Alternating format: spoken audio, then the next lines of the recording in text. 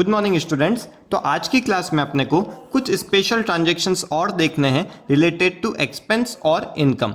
देखिए, एक्सपेंस और इनकम से रिलेटेड 4 ट्रांजैक्शंस होते हैं, ये स्पेशल कैटेगरी में आते हैं। देखिए, एक्सपेंस के अंदर 2 हैं, आउटस्टैंडिंग एक्सपेंस और प्रीपेड एक्सपेंस। इनकम के अंदर 2 हैं, एक्रूड इनकम और अनअर्न इनकम। तो चलिए स्टार्ट करते हैं अपन आउटस्टैंडिंग एक्सपेंस के साथ में। अब देखिए, इसे अपन समझने के लिए एक एग्जांपल लेंगे, उस एग्जांपल से अपन ये दोनों केस को एक साथ समझ सकते हैं। फॉर एग्जांपल, मैंने एक फैक्ट्री ले रखी है रेंट पे, उस फैक्ट्री का रेंट है पर मंथ 5000 रुपीज़। तो देखिए, मैंने पहले के कुछ वीडियोस में आपको एक्रूअल बेसिस के बारे में बताया था। एक्रूअल बेसिस होता है एक, और एक होता है कैश बेसिस। कैश बेसिस बोलता है कि जितना आपने कैश में ट्रांजैक्शन किया है ओनली आपको उसकी ही रिकॉर्डिंग करनी है। और एक कॉन्सेप्ट बोलता है एक्रूअल कॉन्सेप्ट। मैं आपको एक बार फिर से बता देता हूँ एक्रूअल कॉन्सेप्ट का क्या मतलब होता है, और उसी एक्रूअल कॉन्सेप्ट के बेसिस पे ही ये चारों जो अपने ट्रांजेक्शन्स हैं वो आए हैं। देखिए, एक्रूअल कॉन्सेप्ट बोलता है कि जितना आपने किसी चीज को यूज लिया है उतना आपको एक्सपेंस अकाउंट्स में बुक करना पड़ेगा, चाहे वो आपने कैश में दिया हो चाहे आपने कैश में नहीं दिया हो। बट आपने यदि उस चीज को यूज लिया है तो उसका आपको अकाउंट्स में एक्सपेंस बुक करना पड़ेगा। अब यहाँ पे मैं उससे एक्सपेंस से रिलेट करता हूँ। देखिए, मैंने क्या बताया था आपको कि मैंने यहाँ पे एक फैक्ट्री रेंट पे ले रखी है, उस फैक्ट्री का पर मंथ का जो रेंट है वो है 5000 रुपीज़। अब देखिए, मैंने इस फैक्ट्री के अंदर 12 महीने काम किया है, मतलब 12 मंथ का जो प्रॉपर रेंट होता है वो कितना होता है, 60,000 रुपीज़ का रेंट टोटल बनता है 12 महीने का। बट मैंने यहाँ पे क्या किया है, मैंने ओनली 55,000 का ही रेंट दिया है, और 5,000 का रुपीज़ का रेंट जो है वो अभी भी देना बाकी है। अब देखिए, अकाउंट्स का जो एक्रूअल कॉन्सेप्ट है वो क्या बोलेगा आपको कि आपने क्योंकि 12 मंथ्स के लिए फैक्ट्री को यूज लिया है, इसका मतलब आपको 12 मंथ का 60,000 रुपीज़ का एक्सपेंस रिकॉर्ड करना पड़ेगा, चाहे आपने पे किया है या नहीं किया है। देखिए, अब इसकी जो एंट्री होगी वो किस हिसाब से होगी, अपने को वो चीज़ को समझना है। जब मैंने 55,000 रुपीज़ का रेंट दिया था, कैश में पेमेंट किया है इसका, तो इसकी तो अपन पूरी पर मंथ की एंट्रीज करते जाएंगे। Rent account debit to cash, rent account debit to cash, ऐसे हर महीने अपन 5,000 रुपीज़ कर लेंगे। तो इसका मतलब 11 मंथ्स का जो 55,000 है उसकी यदि मैं टोटल एंट्री बताऊं तो उसकी क्या एंट्री हो जाएगी, rent account debit to cash, ये हो जाएगी टोटल 55,000 रुपीज़ से। बट अकाउंट्स क्या बोलेगा, इसके हिसाब से यदि सिर्फ मैंने ये एंट्री करके छोड़ दिया तो उससे क्या हो रहा है, उससे अकाउंट्स का जो एक्रूअल कॉन्सेप्ट है ये तो फुलफिल हो ही नहीं रहा है, क्योंकि एक्रूअल कॉन्सेप्ट ये बोलता है कि 60,000 रुपीज़ टोटल रेंट के अंदर बुक होना चाहिए, चाहे कैश में दिया हो चाहे नहीं दिया हो। इसका मतलब ये जो 5,000 रुपीज़ का जो एक्स्ट्रा रेंट है ये क्या है, अभी भी देना बाकी है। तो इसे अपन क्या बोलते हैं, आउटस्टैंडिंग एक्सपेंस बोलते हैं। तो इसमें यहाँ पे नाम आ जाएगा आउटस्टैंडिंग रेंट का। देखिए, उसकी एंट्री क्या करूंगा मैं, उसकी एंट्री हो जाएगी rent account debit to outstanding rent,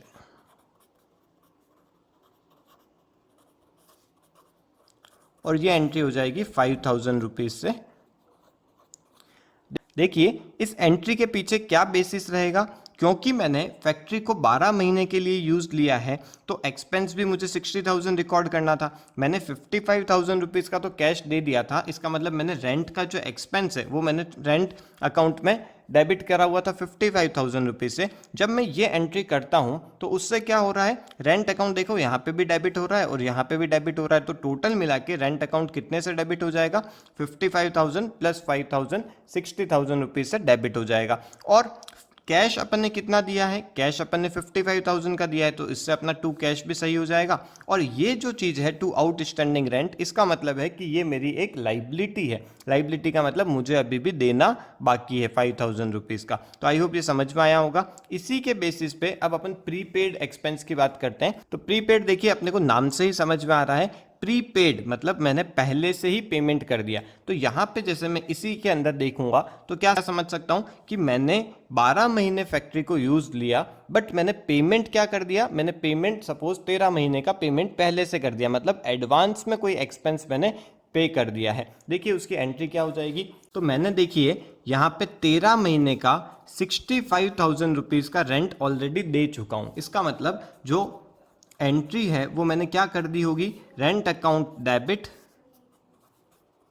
to cash 65,000 rupees ये मैं ऑलरेडी कर चुका होऊंगा। 5,000 करके मैंने ऐसी 13 एंट्रीज कर दी होगी, तो टोटल मिला के जो एंट्री हो रही है वो क्या हो रही है, rent account debit to cash 65,000 rupees से। बट क्या मैं फैक्ट्री को 13 महीने के लिए यूज़ ले सकता हूँ? 12 महीने के अंदर मैं 13 महीने का यूज़ तो ले ही नहीं सकता हूँ। मतलब मैंने 12 महीने फैक्ट्री को यूज़ लिया है, उस हिसाब से 60,000 रुपीज़ का रेंट मेरा बनता है। 60,000 का बुक्स में रिकॉर्ड होना चाहिए रेंट, बट ऑलरेडी मैंने कितना रिकॉर्ड कर लिया है, 65,000 रिकॉर्ड कर लिया। मतलब मैंने एक्स्ट्रा रिकॉर्ड कर लिया। तो इस एक्स्ट्रा 5,000 को मुझे हटाना है, तो मुझे क्या करना पड़ेगा, मुझे रेंट अकाउंट को अब क्रेडिट करना पड़ेगा। यहाँ पे देखिए डेबिट 65 से हो चुका है, तो इसे कम करने के लिए अपन को इसे क्रेडिट करना पड़ेगा। तो टू रेंट कर लूँगा मैं कितने रुपीज़ से, 5,000 रुपीज़ से। और डेबिट किसको करूंगा, डेबिट में करूंगा प्रीपेड रेंट को। अब प्रीपेड रेंट क्या होएगा, प्रीपेड रेंट अपनी एक असेट है। असेट क्यों है, देखिए असेट क्यों है, क्योंकि मैंने नेक्स्ट साल का, नेक्स्ट ईयर का मैंने 5,000 रुपीज़ का जो रेंट है वो ऑलरेडी दे चुका हूँ। मतलब जब मेरे को नेक्स्ट ईयर में मैं इसको यूज़ लूँगा तब मुझे ये 5,000 रुपीज़ नहीं देने पड़ेंगे, इसलिए ये मेरी क्या हो गई, एक असेट हो गई। मैंने ऑलरेडी में पे कर दिया, मुझे बाद में नहीं देना पड़ेगा, इसलिए ये मेरी एक असेट हो जाएगी। तो ये दोनों एंट्रीज आपको समझ में आ गई होगी, एक तो आउटस्टैंडिंग रेंट वाली और एक प्रीपेड रेंट वाली।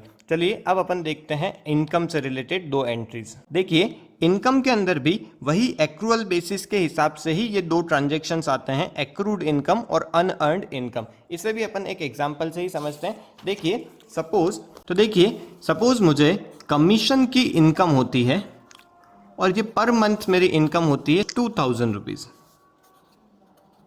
2,000 रुपीज़ की मेरी पर मंथ की कमीशन की इनकम होती है। अब मैंने किसी के यहाँ पे 12 महीने काम किया है और मुझे कमीशन कितना मिलना चाहिए, उस बेसिस के हिसाब से 24,000 रुपीज़ का ईयरली मुझे कमीशन मिलना चाहिए। बट मेरे एम्प्लॉयर ने अभी तक मुझे 11 महीने के हिसाब से ओनली 22,000 रुपीज़ का ही कमीशन अभी तक दिया है। इसका मतलब 2,000 रुपीज़ का जो कमीशन है वो अभी मुझे मिलना बाकी है। तो वही केस हो जाएगा। एक्रूअल बेसिस क्या बोलता है कि मैंने जितना इनकम अर्न करी है, 24,000 रुपीज़ जो मैंने अर्न किया है, बुक्स में कमीशन की इनकम उतने ही पे ही बुक होनी चाहिए।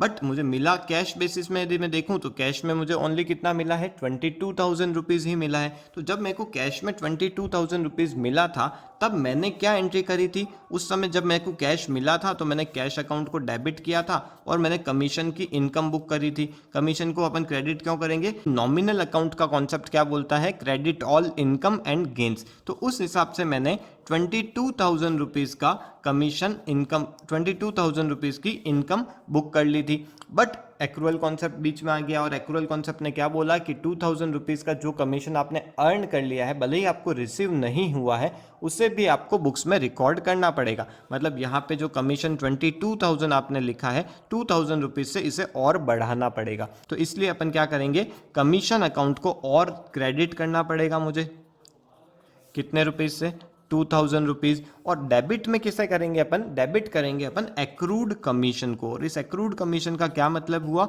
ये अपनी एक एसेट होएगी, जिसका मतलब है कि ये जो मुझे कमीशन है 2,000 रुपीज़ का मैंने अर्न कर लिया है, बट मुझे अभी तक रिसीव नहीं हुआ है। तो ये मुझे रिसीव होएगा, बाद में जाके मुझे पैसा मिलेगा, इसलिए मैं क्या करूँगा, एक्रूड कमीशन को अपनी एक एसेट बना लूँगा।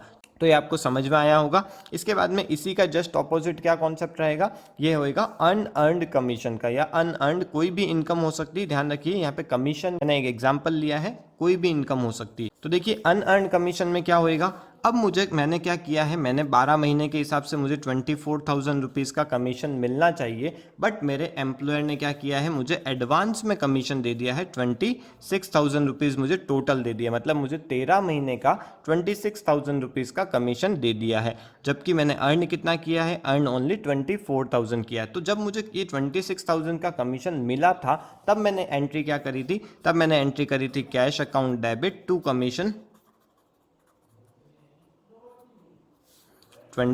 26,000 से उस समय मैंने 26,000 रिकॉर्ड कर लिया था, बट एक्रूअल कॉन्सेप्ट क्या बोलेगा कि मुझे तो ओनली 24,000 बुक करना है। तो कमीशन क्योंकि मैंने क्रेडिट करा हुआ है एक्स्ट्रा में 2,000 रुपये से, जो एक्स्ट्रा कमीशन क्रेडिट किया है उससे हटाने के लिए मैं क्या करूँगा, इसे फिर से डेबिट करूँगा। तो अब मैं क्या करूँगा, कमीशन अकाउंट को यहाँ पे डेबिट करूँगा।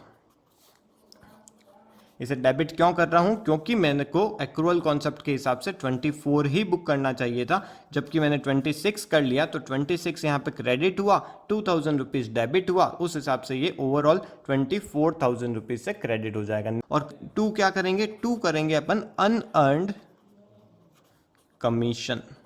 अब देखिए ये अनअर्न्ड कमीशन क्या है, ये अपनी एक लाइबिलिटी हो जाएगी 2,000 रुपीज़ की, कि यदि मेरे को एक्स्ट्रा कमीशन तो मिल चुका है 2,000 रुपीज़ का, बट मैंने यदि अगले महीने में काम नहीं किया तो ये जो कमीशन है ये मुझे वापस देना पड़ेगा अपने एम्प्लॉयर को, क्योंकि उन्होंने मुझे ये एडवांस में दिया हुआ है। तो आई होप ये आपको बातें समझ में आ गई होगी सारी। तो इसके बाद में नेक्स्ट लेक्चर के अंदर अपन जीएसटी से रिलेटेड कुछ स्पेशल ट्रांजेक्शन्स देखेंगे, क्या होता है जीएसटी, सारी चीज़ें डिटेल में देखेंगे, इनपुट जीएसटी, आउटपुट जीएसटी, सारी चीज़ों को अपन समझेंगे।